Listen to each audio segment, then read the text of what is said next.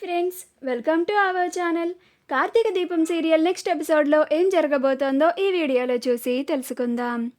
అసలు వారసురాలు ఎవరో తెలుసుకున్న దాసు అసలేం జరిగింది అని తెలుసుకోవడానికి ఈ వీడియోని స్కిప్ చేయకుండా ఎండ్ వరకు చూసేయండి. కార్తీక్ దీపతో ఇలా అంటూ ఉంటాడు. దీప, మనకి నచ్చకపోయినా కష్టంగా ఉన్న శౌర్య అడిగిన చిన్న చిన్నవి మనం చేయాలి. లేకపోతే శౌర్య మనసు చాలా బాధపడుతుంది. అది అస్సలు బాధపడకూడదు.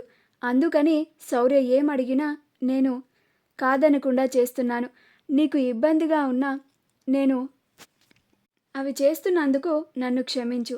ఆ రోజు రిసెప్షన్లో కూడా అందరి ముందు ఫోటో దిగేటప్పుడు నీ భుజం మీద చేయి వేశాను. అలాంటివి నేను మన చుట్టూ ఉన్న వాళ్ళ కొంతమంది నోర్లను మూయించడానికి చేసినవి. దూరం అనేది మన ఇద్దరికి తెలిస్తే చాలు దీప. గది బయట ఉన్న గదిలో ఉన్న మనం భార్యాభర్తలే. మన మధ్యన ఉన్న దూరం అందరికీ తెలియాల్సినంత అవసరం లేదు అని చెప్పి అక్కడి నుంచి వెళ్ళిపోతాడు. అప్పుడు దీప, మీ అంతలాగా గౌరవించే మనిషి, అర్థం చేసుకునేంత మనిషి ఎక్కడా ఉండరు కార్తీక్ బాబు. కేవలం నేను మీ పక్కన ఉండేంత కాస్త చోటిస్తే చాలు అని కోరుకుంటాను. ఇంక నేను మీ నుంచి ఏమీ ఆశించను. మీరు ఎప్పుడూ సంతోషంగా ఉండాలి కార్తీక్ బాబు అని అనుకుంటూ ఉంటుంది. ఆ తరువాత కార్తీక్ డాక్టర్తో కాల్ మాట్లాడుతూ ఉంటాడు. అప్పుడే దీప కార్తీక్ కోసం కాఫీని తీసుకొని వస్తూ ఉంటుంది.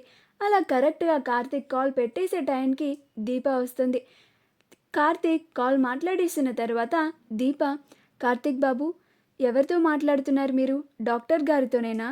శౌర్యకి ఇంకా ఆ మెడిసిన్ కంటిన్యూ చేయమంటారా అని అడుగుతున్నారు.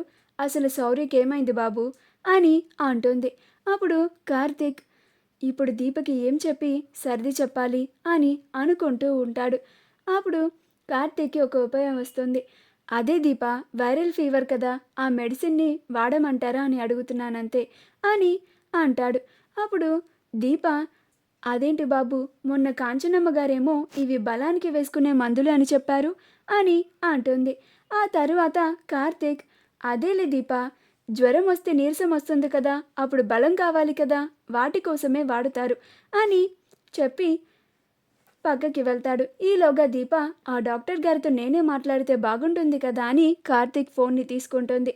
ఆ తరువాత కార్తీక్ వచ్చి, ఏంటి దీప, ఎవరికన్నా కాల్ చేయాలా అని అడుగుతాడు.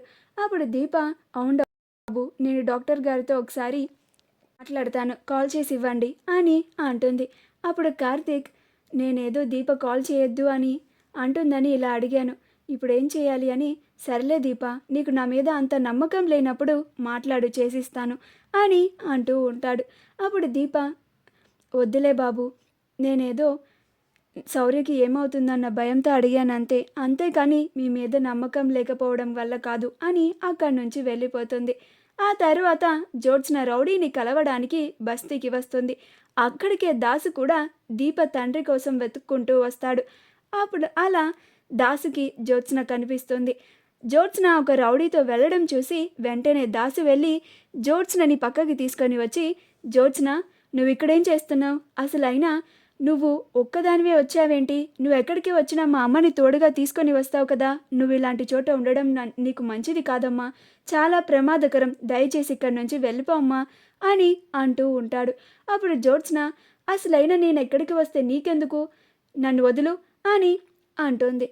అప్పుడు దాసు, నువ్వు నా కూతురువమ్మా అని అంటాడు. అప్పుడు జ్యోత్స్న, నేను నీ కూతుర్ని కాదు, నేను సుమిత్ర దశరథుల కూతుర్ని అని అంటుంది. అప్పుడు అలా దాసుని కిందకు తోసేస్తుంది.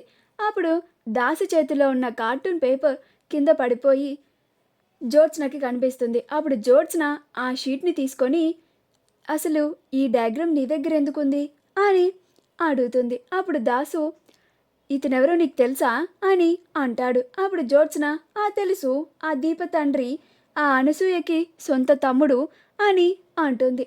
అప్పుడు దాసు, నేను ఇన్నాళ్ళు నా చుట్టుపక్కలే పెట్టుకొని ఊరంతా వెతుకుతున్నానా అని ఆశ్చర్యపోతాడు.